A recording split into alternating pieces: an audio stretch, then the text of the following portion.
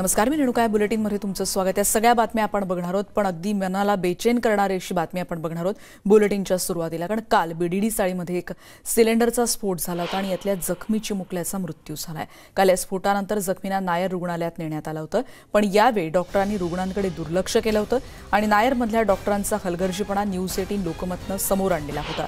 त्यानंतर रुग्णालयाच्या अधिष्ठात्यांनी उपचार करण्याचं आश्वासन दिलं, पण या चिमुकल्यावर वेळीच उपचार होण्याची खरं तर खूप गरज होती। चिमुकला वेदनेत अक्षरशः विव्हळत असताना देखील डॉक्टरांना पाझरच फुटला नाही। चिमुकल्यावर वेळीच उपचार झाले असते तर चिमुकल्याचे प्राण वाचू शकले असते। त्यामुळे या चिमुकल्याच्या मृत्यूला कोण जबाबदार असा सवाल आता उपस्थित होतोय। या सिलेंडरच्या स्फोटात आपण बघतोय नायर रुग्णालयामधल्या डॉक्टरांचा असंवेदनशीलपणा यातून समोर आला होता। या जखमी बाळाकडे डॉक्टरांनी दुर्लक्ष केलं की काय असाच प्रश्न होता, कारण याला नितांत उपचारांची तातडीने उपचारांची गरज होती, पण त्यांच्या म्हणजे डॉक्टरांनी त्यांच्याकडे दुर्लक्ष केला असा आरोप देखील होतोय। हा हॉस्पिटलमधला व्हिडिओ दाखवण्याचा आम्ही पुन्हा एकदा प्रयत्न करतोय। डॉक्टर लोग घर पे ये देखिए 1 घंटा हो गया है कि अभी तक डॉक्टर नहीं आया। 1 घंटा हो गया है। देखो ये आदमी बेचारा तड़प रहा है, बेचारा तड़प रहा है। यार सिर्फ यहाँ पे फोन लग रहा है। कौन सा डॉक्टर है, क्या है? प्लीज आप मुझे नाम बता सकते हैं कौन सा डॉक्टर है? एक्सक्यूज मी, आप नाम बता सकते हो कौन सा डॉक्टर है? देखो ये डॉक्टर लोग कोई कुछ नहीं बोल रहा है। मतलब यहाँ पे डॉक्टर लोग रहते हैं लेकिन डॉक्टर लोग घर पे रहते हैं। पूरा ऊपर से नीचे जला हुआ है। तो ये इमरजेंसी कैजुअलिटी किस काम की हो चुका है, लेकिन कुछ नहीं पड़ी है। लोग को कुछ नहीं पड़ी है बेचारे के अभी इसको फॉरवर्ड कर दूंगा मैं। ये देखिए 1 घंटा हो गया है कि अभी तक डॉक्टर नहीं आया। 1 घंटा हो गया है। देखो ये आदमी बेचारा तड़प रहा है, बेचारा तड़प रहा है। यार सिर्फ यहाँ पे फोन लग रहा है। कौन सा डॉक्टर है, क्या है? प्लीज आप मुझे नाम बता सकते हैं कौन सा डॉक्टर है? एक्सक्यूज मी, आप नाम बता सकते हो कौन सा डॉक्टर है? देखो ये डॉक्टर लोग कोई कुछ नहीं बोल रहा है। मतलब यहाँ पे डॉक्टर लोग रहते हैं लेकिन डॉक्टर लोग घर पे रहते हैं। पूरा ऊपर से नीचे जला हुआ है। तो ये इमरजेंसी कैजुअलिटी किस काम की हो चुका है, लेकिन कुछ नहीं पड़ी है। लोग को कुछ नहीं पड़ी है बेचारे के अभी इसको फॉरवर्ड कर दूंगा मैं। आणि अत्यंत वेदना होत आहेत, पण या संदर्भात नेमकं काय घडलं होतं या संदर्भातली सगळी माहिती आपण जाणून घेणार आहोत। तुषार उपनवर आमचे प्रतिनिधी आणि सुस्मिता देखील आता आपल्या सोबत आहेत। सुस्मिता भदाणे आणि तुषार उपनवर यांच्याकडे जाणार आहोत। सुरुवातीला जाते तुषार, खूप त्रास होतोय रे हा व्हिडिओ बघून आणि यातल्या चिमुकल्याचा अंत ओढवलाय। नेमकं काय झालं होतं, इतकी असंवेदनशीलता येते कुठून? या संदर्भात काही नंतर उत्तर ती मिळाली का? कारण एका घरात नुकत्याच जन्मलेल्या बाळाचा यामुळे अंत ओढवलाय।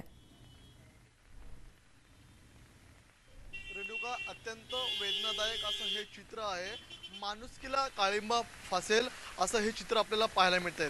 ज्या डॉक्टरांना आरोग्य दूत म्हणून ओळखलं जातं, देवदूत म्हणून ओळखलं जातं, त्याच देवदूतांचा काळिंबा फासणारं चित्र काल न्यूज 18 लोकमतने दाखवलेलं आहे। काल पहाटे 5:30 वाजण्याच्या सुमारास बीडीडी चाळीमध्ये सिलेंडरचा ब्लास्ट झाला आणि यामध्ये आनंद पुरी आणि त्यांचा लहान चिमुरडा आपल्याला गंभीररित्या जखमी होताना पाहायला मिळाला। त्यानंतर स्थानिकांनी तात्काळ धाव घेत त्यांना नायर रुग्णालयामध्ये दाखल करण्यात आलं। सकाळी 7 वाजण्याच्या सुमारासमध्ये मात्र आपण हा व्हिडिओ पाहत असाल तर त्यांच्यावरती वेळेत कोणतेही उपचार होऊ शकले नाही। त्यानंतर डॉक्टरांनी न्यूज 18 लोकमतच्या बातमीनंतर आपल्याला उपचार सुरू करताना पाहायला मिळाले। मात्र दुर्दैवाने रात्री 9 वाजता या चिमुरड्याला कस्तुरबा रुग्णालयामध्ये हलवण्यात आलं आणि उपचाराअभावी आपल्याला या चिमुरड्याचा मृत्यू होताना पाहायला मिळतोय। हा मृत्यू नाहीये, हा व्यवस्थेने घेतलेला बळी आपल्याला बोलावा लागेल, कारण की ह्या व्यवस्थेला जेव्हा आपल्याला मीडिया हे प्रकार दाखवताना पाहायला मिळतात त्यावरती फक्त कारवाई होताना पाहायला मिळते, मात्र या व्यवस्थेला अजूनही कोणताही शहाणपणा सुचताना पाहायला मिळत नाहीये। काल स्थानिक नागरिकांनी आरडाओरड केली, त्या संदर्भातलं चित्रीकरण केलं, तरीही आपल्याला हे प्रशासन धिम्म असल्याचं पाहायला मिळालं। आणि हे चित्र महाराष्ट्र राज्यातल्या कुठल्याही ग्रामीण भागातलं नाहीये, हे चित्र महाराष्ट्रातल्या सगळ्यात आपल्याला वेगवान असं शहर म्हणून ओळखलं जाणारं, आपल्याला मेट्रोपॉलिटन म्हणून ओळखलं जाणारं मुंबई शहरातलं आहे। मुंबई शहरातल्या ज्या रुग्णालयामध्ये असा प्रकार आपल्याला घडताना पाहायला मिळत असेल तर महाराष्ट्रातल्या ग्रामीण रुग्णालयामध्ये आपल्याला काय नेमकी स्थिती असेल याची विचार करता सोय नाहीये, कारण की ह्या चिमुरड्याचा बळी हा ब्लास्टने घेतलेला बळी नाहीये, या चिमुरड्याचा बळी आपल्याला व्यवस्थेने घेतलेला बळी आहे। जर हे चित्रीकरण समोर आलं नसतं तर आपल्याला ह्या डॉक्टरांनी जो किळसवाना प्रकार केलेला आहे तो प्रकार देखील निदर्शनास आला नसता। आता या बातमीनंतर आपल्याला मुंबई महानगरपालिकेचे अधिकारी असतील, महापौर असतील, ह्या डॉक्टरांवरती कारवाई करताना पाहायला मिळतील, किंबहुना कारवाई झाली देखील पाहिजे. मात्र ह्यांचे डोळे उघडणार कधी, ह्यांना नेमकं कळणार तरी कधी की आपल्याला रुग्णांचे प्राण वाचवायचे आहेत. कारण की याच देवदूतांना आपण कोरोना काळामध्ये दाखवलं होतं की त्यांनी कशा प्रकारे रुग्णांची सेवा केलेली आहे. मात्र याच व्यवस्थेतले त्यांना कीड लावणारे आणखी असे काही डॉक्टर आहेत. त्या डॉक्टरांच्या हलगर्जीपणामुळे रेणुका चिमुरड्याचा आपल्याला वेदनादायी हा मृत्यू होताना पाहायला मिळतोय. एकीकडे त्याचा बाप आपल्याला विवळताना पाहायला मिळत होता की मला उपचार द्या उपचार द्या, तर दुसरीकडे तो चिमुरडा दुसऱ्या खाटेवरती आपल्याला शेवटचं क्षण घेताना पाहायला मिळत होतं. स्थानिक नागरिकांनी त्या ठिकाणी अक्षरशः हंबरडा फोडला की तुम्ही उपचार द्या उपचार द्या. त्यांनी पुराव्यासाठी चित्रीकरण देखील केलं. मात्र तरीही आपल्याला ह्या डॉक्टरांचं प्रशासन भीषण वास्तव या सगळ्या क्लिपमध्ये आपण बघितलंय, चित्रीकरण झालेलं आहे. त्याच्यानंतर किती वेळानं त्यांना उपचार मिळाले याविषयी नंतर काही कळू शकलं? आणि या सगळ्या संदर्भात आणखी आता हॉस्पिटल प्रशासनाचं काय म्हणणं होतं? आपण जर पाहिलं असेल तर जेव्हा सकाळी त्यांना नायर रुग्णालयामध्ये दाखल करण्यात आलं, त्यानंतर स्वतः न्यूज 18 लोकमतची टीम त्यांच्या घराकडे गेली होती, घराची पाहणी केली. त्यांच्या नातेवाईकांमार्फत आम्ही नायर रुग्णालयाशी सतत संपर्कात होतो आणि त्यानंतर नायर रुग्णालयाचं प्रशासन जागा झालं आणि त्या आपल्याला रुग्णाला उपचार देताना पाहायला मिळालं. मात्र जे उपचार सुरू झाले त्या उपचाराची वेळ निघून गेली होती. त्यामुळे या लहान चिमुरड्याला कस्तुरबा रुग्णालयामध्ये सायंकाळी 9 वाजता हलवण्यात आलं आणि डॉक्टरांनी पहाटे 3:30 वाजता ह्या चिमुरड्याचा मृत्यू घोषित केला. ह्या चिमुरड्याचा मृत्यू हा ब्लास्टमुळे झालेला नाहीये रेणुका. या चिमुरड्याचा मृत्यू हा व्यवस्थेने घेतलेला बळी आहे. त्यामुळे ह्या व्यवस्थेला शहाणपणा शिकवण्यासाठी किंवा ह्या व्यवस्थेला बरोबर त्यांना जाग कधी येणार हा प्रश्न आहेच. तुषार, आपल्यासोबत सुस्मिता देखील आहेत, आमच्या प्रतिनिधी. सुस्मिता, आपण बघतोय की अत्यंत अक्षरशः अंगावर काटा येतोय आणि अक्षरशः संताप होतोय ही सगळी दृश्य बघून. आणि यानंतर असं देखील आपण म्हणू शकलो की उपचार मिळाले असते तर कदाचित प्राण वाचू शकले असते, पण सुरुवातीला जे उपचार मिळणं गरजेचं होतं ते मात्र त्यांना मिळू शकले नाहीत. या सगळ्या संदर्भात आणखीन काय काय अपडेट्स मिळतात? समोर आल्यानंतर खात्यांतर्गत चौकशी करण्याचे आदेश मुंबई महानगरपालिकेने दिलेले आहेत. अतिरिक्त आयुक्त सुरेश काकाणी यांनी याविषयीचा अहवाल आणि तात्काळ मीटिंग बोलवण्याचे आज निर्देश सुद्धा दिलेले आहेत. जसं तर सुस्मिता म्हणते की ज्याप्रमाणे या संदर्भात तात्काळ चौकशीचे आदेश देण्यात आलेले आहेत आणि चौकशी होईल, पण या सगळ्यानंतर हे बाळ परत येणार आहे का? आणि आधीच या जखमा सहन करण्याचं दुःख एकीकडे आहेच, म्हणजे या वेदना तर आहेच, पण त्याचबरोबर पुढच्या पिढीतला एक छोटू या सगळ्यांनी गमावलेला आहे आणि त्याचं दुःख आता ही फॅमिली कशी बेअर करणार आहे हा सगळ्यात महत्त्वाचा प्रश्न आहे. त्यामुळे असंवेदनशील डॉक्टरांवर आता कारवाई होणार का हा सगळ्यात महत्त्वाचा प्रश्न आहे. सुस्मिता, पुन्हा एकदा तुझ्याकडे येते. जसं तू सांगत होतीस की या संदर्भातल्या चौकशीचे अपडेट्स स्वतः सांगत होतीस, ही कुणी चौकशीचे आदेश दिलेत आणि याला कोण कोण याच्यामध्ये असणार आहे याविषयीचे आणखीन तपशील सांगशील? तर कॅज्युअलिटी डिपार्टमेंट मधली ही संपूर्ण घटना आहे आणि कॅज्युअलिटी ऑफिसर जे मेडिकल ऑफिसर्स होते त्यांच्यावरती कारवाई करण्यात येणार. वर्किंग स्टाफ जो होता, नर्सेस ज्या होत्या त्यांच्यावरती कारवाईचे आदेश देण्यात येणार आहेत. परंतु त्यासाठी एक समिती गठीत करण्यात आलेली आहे. या समितीच्या अहवालानंतरच कारवाईच्या बाबतीत निर्णय मुंबई महानगरपालिका घेणार. सुरेश काकाणी यांनी याविषयीची सूचना दिलेल्या आहेत. सगळ्यात महत्त्वाचं म्हणजे काल कस्तुरबा रुग्णालयामध्ये अगदी शेवटच्या क्षणाला अगदी रात्री 9 वाजता या सगळ्या पेशंटला हलवण्यात आलं. या लहान मुलाचा मृत्यू झालेला आहे, तो किती टक्के भाजलेला होता याविषयीची स्पष्टता सरकारला होती, प्रशासनाला होती, डॉक्टरांना होती, परंतु तरी सुद्धा रात्रीचे 9 वाजले. खरं म्हणजे इतका वेळ गेला आणि खरं तर ज्याला आपण गोल्डन आवर म्हणतो त्याच्यामध्ये उपचार मिळणं गरजेचं होतं आणि तेव्हा डॉक्टरांनी पावलं का नाही उचलली हा प्रश्न आता उपस्थित होता. या संदर्भात भाजपचे नेते अतुल भातखळकर सर आता आपल्या सोबत आहेत. अतुल सर, खूप त्रास होतोय आणि वेदनादायी अशीच ही सगळी दृश्य आता आपण बघतोय आणि अखेर या बाळाचा अंत झालाय, म्हणजे याच्यानंतर चौकशा होतील पण हे बाळ नाही परत येणार. नाही, खरं तर करोनापासूनच या सरकारचा जो सावळा गोंधळ, अनास्था सर्वसामान्य माणसांविषयी आहे त्यातलंच हे पुढचं उदाहरण आहे. नाशिकमध्ये ऑक्सिजन गेला आणि अनेक लोक दगावली, राज्याचे मुख्यमंत्री फिरकले नाहीत. आता हे तर युवराजांचा मतदारसंघ आहे, ते कुठे आहेत? ते त्यांच्या मतदारसंघात कधीच फिरकत नाहीत. ते सुद्धा वर्षा टू सह्याद्री, सह्याद्री टू वर्षा. आणि त्यामुळे हे आंधळं बहिरं मूक सरकार आहे असं म्हणणं सुद्धा आजकाल अवघड झालंय. कारण मला एका अंध व्यक्तीने फोन करून सांगितलं की तुम्ही आमचा अपमान करताय. आम्ही अंध असलो तरी आम्ही संवेदनशील होत, आम्हाला दिसत तरी नसलं तरी आम्हाला स्पर्शाने संवेदना येते. आणि तेव्हापासून मी हा शब्द वापरणं बंद केलं. ते गुंड पुंड आणि मवाली लोकांचं सरकार आहे. त्यांना काहीही पडलेलं नाहीये. तात्काळ FIR दाखल करा. आणि ते शहराचे पालकमंत्री कुठे आहेत? ते दुबईला गेलेत. कशाला गेलेत दुबईला? ते काहीच नाही. आणि त्याच्यामुळे प्रशासन नावाची गोष्ट, सरकार नावाची गोष्ट या राज्यात राहिलेली नाहीये. अधिकाऱ्यांवर नाही, तिथले स्थानिक पालकमंत्री, आमदार आणि मग बाकीचे अधिकारी यांच्यावर FIR दाखल करा सदोष मनुष्यवधाचा आणि मग या प्रकरणाची चौकशी करा, अशी माझी मागणी आहे. अतुल सर, पण या सगळ्यामध्ये भाजप म्हणजे जसं तुम्ही म्हणताय की तुम्ही देखील या संदर्भात चौकशीची मागणी तर करताच आहात, पण यावर आता ठोस कारवाईसाठी कुठल्या कुठल्या पातळ्यांवर या सगळ्याची चौकशी होणं गरजेचं आहे आणि यासाठी एक मोठा पक्ष म्हणून म्हणजे विरोधी पक्ष म्हणून तुम्ही या सगळ्याच्या साठी कशा रीतीने प्रयत्न करणार आहात? मी सुरुवातीलाच म्हटलं ना की एक निरागरं सरकार या राज्यामध्ये आहे. भंडाऱ्याला आग लागली, 10 लहान मुलं जळून खाक झाली दुर्दैवाने. कोणाला FIR केला? नर्सवर. आग लागली शॉर्ट सर्किटमुळे. नर्सेसचं काम आहे का आगीची शॉर्ट सर्किट होणार नाही याची व्यवस्था बघणं? परवा नगरला असाच प्रकार घडला. कोणाला अटकेत टाकलं? डॉक्टरांना, पॅरामेडिकल स्टाफला.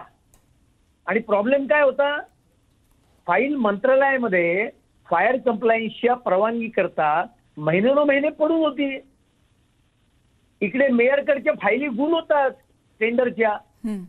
आणि त्याच्यामुळे खरं तर खटले हे या ठिकाणचे जे आमदार असतील आणि जे सत्तेत आहेत त्यांच्यावर भरले पाहिजेत. त्याशिवाय हे निराजर सरकार सुधारणार नाही, वटणीवर येणार. धन्यवाद तुमच्या या प्रतिक्रियेबद्दल. आपण बघतोय की मुंबईतला हा प्रकार आहे आणि जिथे BDD चाळीमध्ये काल सिलेंडरचा स्फोट झाल्यानंतर या कुटुंबातल्या काही जणांना जेव्हा ॲडमिट करण्यात आलं होतं आणि जेव्हा ज्याला आपण गोल्डन आवर म्हणतो, जेव्हा त्वरेनं उपचार मिळण्याची गरज असते तेव्हा मात्र त्यांना उपचार मिळू शकले नाहीत आणि संबंधितांनी आक्रोश केला की यांना उपचार द्या, तरी त्यांना मिळू शकले नाहीत. आणि शिवाय त्यानंतर त्यांनी पुरावा म्हणून हा व्हिडिओ आता शेअर केलेला होता आणि त्याच्यामुळे आपल्याकडे हा ठोस पुरावा आहे. पण या संदर्भात मुंबई महानगरपालिकेच्या महापौर किशोरीताई पेडणेकर आता आपल्यासोबत आहेत. किशोरीताई, सगळ्यात पहिले तुम्हाला याविषयी काय म्हणायचंय ते सविस्तर सांगाल, मग पुढे बोलूयात.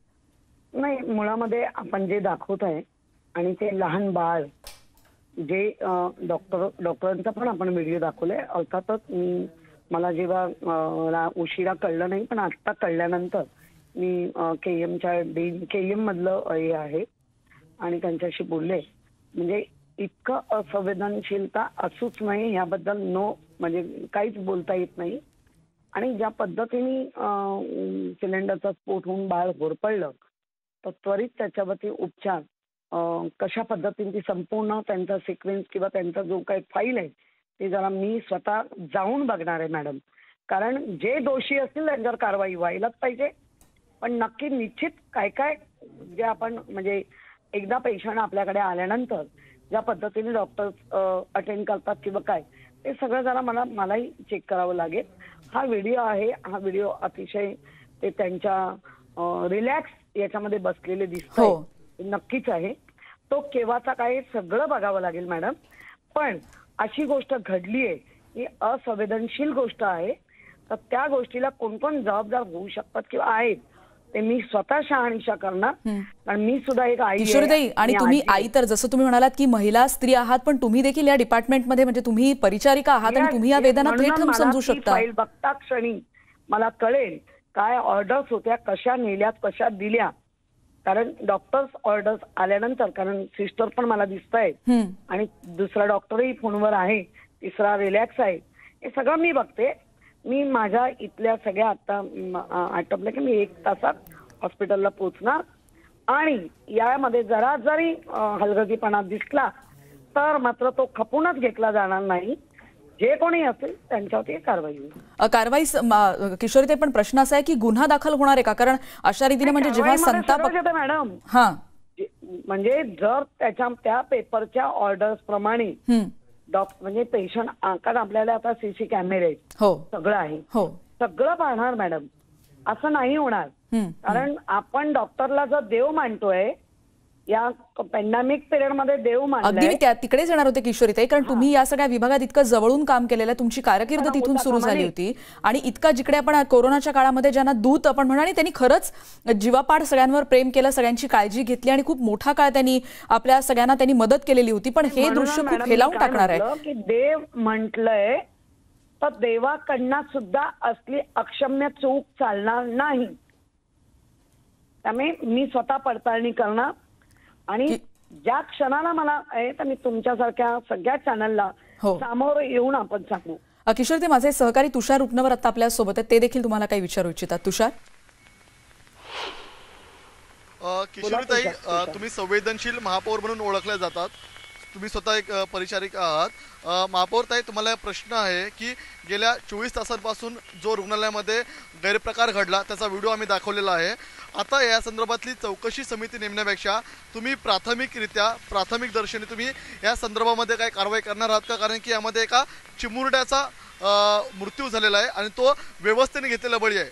ताई सर मी माझ्या पहिल्या याच्यामध्ये वाक्यात सांगितलंय की असंवेदनशीलपणा कुठेच असता कामा नये आणि तो जर आता ज्या पद्धतीने एक प्रोसेस पद्धतीने पेपरवर काय दिलंय आणि जे काय आपण व्हिडिओ पाहतोय त्या सगळ्याचा परामर्श मी घेणार.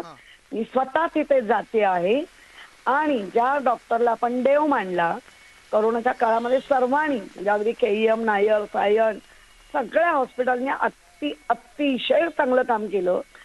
त्या देवाकडनं सुद्धा ही चूक, अशी अक्षम्य चूक होता पण कामा नये, ह्या मतावर आम्ही ठाम आहोत. पण काय घडलं का आता जो व्हिडिओ येतोय. ताई, तुम्हाला एक प्रश्न आहे की बोला ना, तुम्ही या संदर्भातला काही टाइम बॉन्ड देणार आहात का? कारण की या संदर्भातली जर काही कारवाई झाली तर या संदर्भातलं एक चित्र बाहेर जाईल की मुंबईच्या महापौर या संवेदनशील कशा आहे किंवा त्यांचा वचक हा प्रशासनावरती देखील कसा आहे. ऐका ना सर, मी 1 ते 1.5 तासात KEM ला पोहोचते आणि तिथे असलेले जे व्हिडिओ दिसताय ते नंतर सगळ्यांना मी बोलवून घेते आणि जागेवर आम्ही निर्णय देऊ नक्की काय घडलंय. असंवेदनशीलपणा मुलांच्या बाबतीत म्हणजे पुढच्या 2 तासामध्ये म्हणजे ताई पुढच्या 2 तासामध्ये मुंबईच्या महापौर आम्हाला या संदर्भातली कारवाई ऍक्शन घेताना पाहायला मिळतील का? येस, कारवाई म्हणजे पहिलं सगळं पाहायला लागेल. आपले आहेत ते व्हिडिओ मी स्वतः पण तपासणार आहे. त्यांच्या नातेवाईकांशी पण मी बोले. सगळ्याचा आपल्याला आढावा घेऊनच जिथे हलगर्जीपणा दिसला तिथे त्यांच्यावरती कारवाईच्या स्वरूपात जे जे असतं ते सगळं केलं जाईल. किशोरीताई, आपण एकीकडे बघतोय की जसं तुम्ही म्हणताय की तुम्ही आश्वस्त करता, म्हणजे इतर वेळेला देखील आम्ही तुमच्या प्रतिक्रिया घेत असता आणि तुम्ही कायम ऍक्शन मोडमध्ये दिसत असता. मग ती एअरपोर्टवरची कालची परवा देखील तुम्ही पाहणी केली, तुम्ही कायम ऍक्शन मोडमध्ये असता. पण किशोरीताई, महापालिका निवडणुकांचा मुद्दा तर आहे, पण या सगळ्यामध्ये आणखीन एक मुद्दा मिळाला आता विरोधकांना, कारण अत्यंत असंवेदनशीलपणा यातून समोर येतोय. तुम्हाला असं वाटतं की या सगळ्यावर ठोस कारवाई करतानाच एक मेसेज देखील जात असतो की इतकं निगरगट्टपणे कसे काय बसू शकतात जेव्हा एखादी व्यक्ती तिथे तडफडते आणि ती भाजलेली व्यक्ती, म्हणजे असंही काही नाही की छोटी जखम झालेली आहे की एखादा बँडेड जरी लावता येत नाहीये, ही वेदना त्यांना जाणवली नसेल का? 100% मॅडम, बघताना आपलं हृदय पिळवटतंय. त्यामुळे असंवेदनशीलपणा डॉक्टरला देव मानतो, सिस्टरांना देव मानतो, त्यांच्याकडनं सुद्धा अशा गोष्टी घडू नये, ती गोष्ट घडताच कामा नये या मताशी आम्ही ठाम आहोत. त्यामुळे या सगळ्या गोष्टी बघता मी स्वतः नुसतं ऍक्शनने आपण कर्तव्य करून पुढे जाऊया.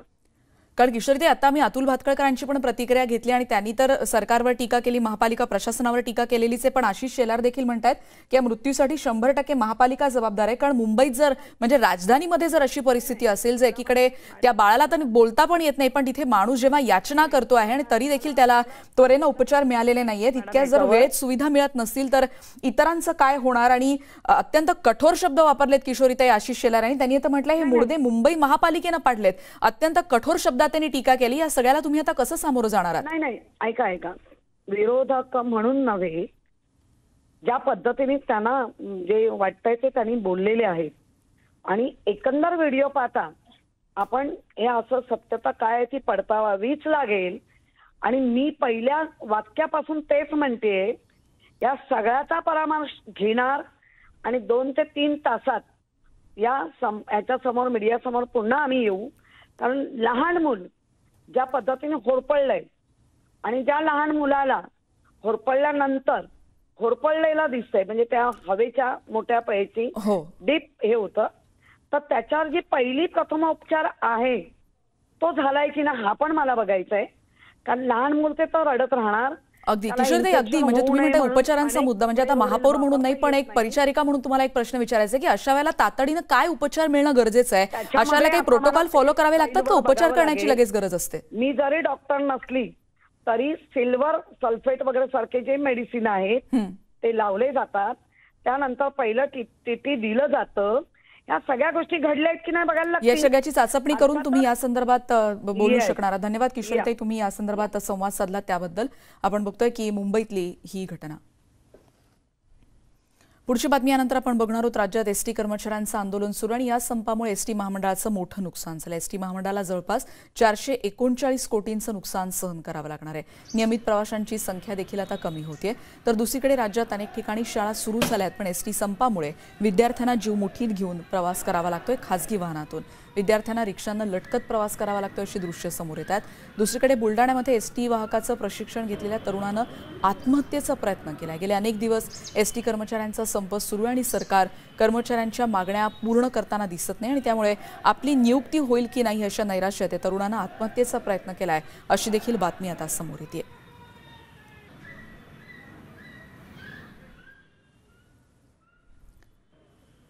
आपण 3 ठिकाणची दृश्य बघितली, पण या एसटीच्या संपामुळे ग्रामीण भागातल्या विद्यार्थ्यांना शाळेत जाण्यासाठी खूप कसरत करावी लागते. सायकल आणि खासगी वाहनांचा आधार घेत विद्यार्थ्यांना शाळेचा प्रवास करावा लागतो आणि काही विद्यार्थी जीव मुठीत घेऊन रिक्षाच्या टपावर बसून, काही जण तर रिक्षाला लटकत प्रवास करताना दिसतात.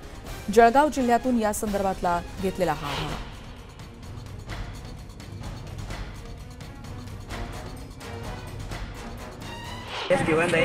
मला शाळेत जायचं आहे आणि रिक्षा बी येत आली आहे. आम्ही फटफटायला हात देऊन जायचे प्रयत्न करत आहे.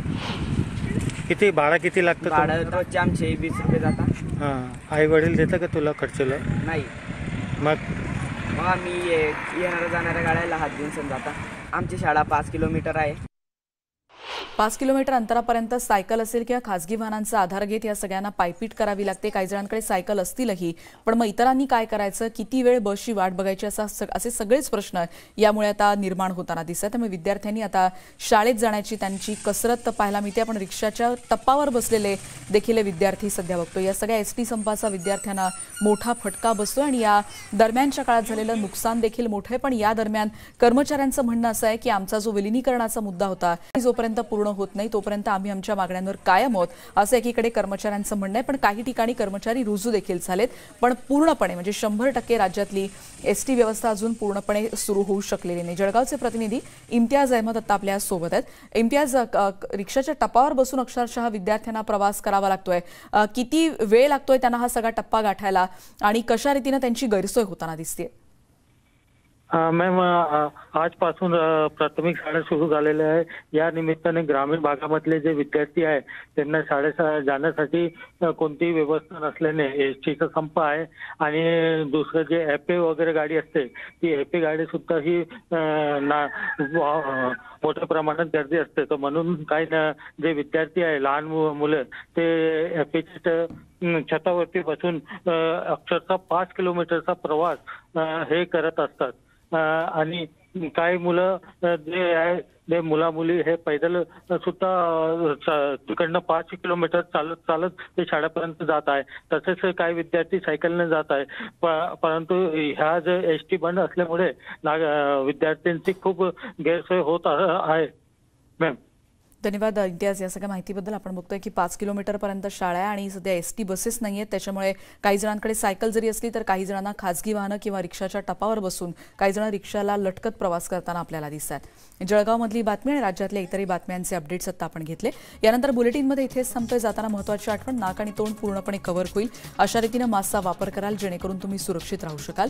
फेसबुक, ट्विटरवर, त्याचबरोबर यूट्यूबवर देखील या बातम्यांचे व्हिडिओ आम्ही शेअर करत असतो. ते देखील तुमच्यापर्यंत पोहोचतील. त्यासाठी यूट्यूब सबस्क्राईब करायला विसरू नका. पहा फक्त न्यूज 18 लोकमत.